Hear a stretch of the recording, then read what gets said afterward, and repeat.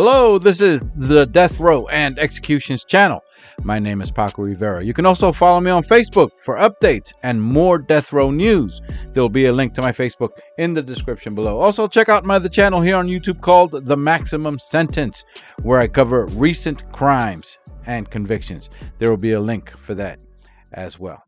3 days after the execution of Michael Bell in Florida this past July, last month, Governor Ron DeSantis signed the 10th death warrant in that state this year for 67-year-old death row inmate Kayle Barrington Bates to be put to death on August 19th. And there have been no stays this year in Florida, no cancellations of executions in that state this year. So if the execution is carried out, it will be the 10th execution this year in Florida. Kayle Bates was sentenced to death for the abduction, attempted indecent assault, and murder of a 24-year-old woman who was working at an insurance agency office in Lynn Haven, Florida, when she was dragged away from the office, kidnapped, and killed on June 14, 1982. Bates was sentenced to death the following year in 1983. And over the years, the death sentence was thrown out several times on appeals that Bates filed, but it didn't matter because he kept getting resentenced to death again anyway. Now, I won't have a long discussion about the investigation in this case because there wasn't a long, drawn-out investigation. That's because the killer was caught red-handed, quite literally red-handed, with the victim's blood on his hand and clothes, right there at the scene where the victim was killed, moments after she was killed. According to the case file, on the afternoon of June 14, 1982, 43 years ago, 24-year-old Janet Renee White had been working at a State Farm insurance agency in the city of Lynn Haven in Bay County, Florida, as a clerk for that office. Lynn Haven is located on the outskirts of Panama City up in Florida's Panhandle. Janet was working alone that day. Earlier that morning, Kayle Bates had driven his pickup truck to that insurance office. He parked out in front and then went inside, possibly to ask some questions about insurance. What we do know is that Bates, at the time, was employed as a delivery driver, a delivery truck driver for a paper company, and he had made deliveries to that State Farm insurance company in the past. So it appears that Janet and Bates may have been acquainted with each other from Bates doing his deliveries. Janet and Bates spoke for a while that morning, and then Kayle Bates left. A theory would later surface that Bates had become infatuated with Janet while dropping off paper deliveries at the insurance office, and he may have even been stalking or targeting her. Sometime around 12 o'clock noon that day, Janet locked up the office and went to have lunch with her husband, Randy White, at their home in Lynn Haven, Florida. Randy was a salesman for Maxwell House Coffee, and he was also off work at that time. According to Randy, Janet's favorite thing to do at lunch every day was to watch the Days of Our Lives daytime soap opera from 12 o'clock until 1 o'clock. She wouldn't miss it, he says. Randy said that day he fixed her a sandwich and she sat on the couch watching Days of Our Lives while having her lunch.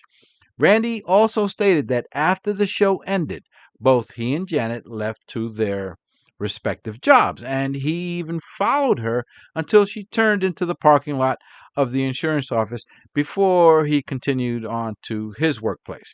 He said there were no other vehicles at the insurance company's parking lot that day. He did not know that there was a man inside the office waiting for her. It was later learned that while Janet was out to lunch, Kayle Bates returned in his pickup truck, and he parked it a distance away from the office behind some buildings where it can't be seen. He then walked over to the insurance office and broke inside. And once inside, he waited. Janet White arrived shortly after 1 o'clock in the afternoon and unlocked the door, and she went inside as the telephone was ringing. It was a friend of Janet's named Geraldine, or Jerry Gilchrist, who was calling. And what we know about what happened to Janet in the moments before she was killed, we know from that friend, Jerry Gilchrist. Jerry stated that moments after she began speaking to Janet, that Janet let out, and this is a quote, a bone-chilling scream. She heard the phone drop to the floor and then heard more yelling and banging of stuff around the office. The investigation did conclude from the conditions of that office that Janet had put up a struggle and one heck of a fight. Jerry immediately hung up the phone and called police, and police went racing to that insurance office. Lynn Haven police were the first to arrive of multiple units from around the county. In the meantime, Kayle Bates was able to overpower Janet, drag her out of the office and into a wooded area behind the insurance office building. He attempted to rip off her clothes and indecently violate her. Once again, remember that I can't use the R word on YouTube. Bates then stabbed Janet multiple times to death, and he removed a diamond ring from her finger. Police that had arrived in the area set up a perimeter, and they spotted Kayle Bates covered in blood belonging to the victim, Janet White. Janet's body was found in the woods that Bates had walked out from. She had approximately 30 contusions, abrasions, and lacerations on various parts of her face and body. Case closed. Randy White and Janet, who Randy affectionately calls Renee, were married 8 years, and according to him, they were deeply in love and truly happy. During a recent interview, Randy stated, "My most memorable thing about her is she always had that smile, and she was always happy. I never saw her when she wasn't smiling.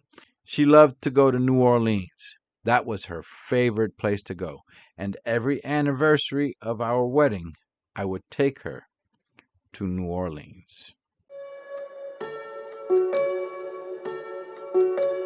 Please go ahead and hit the subscribe button for more death row and upcoming execution stories so that you're alerted when the next one comes out.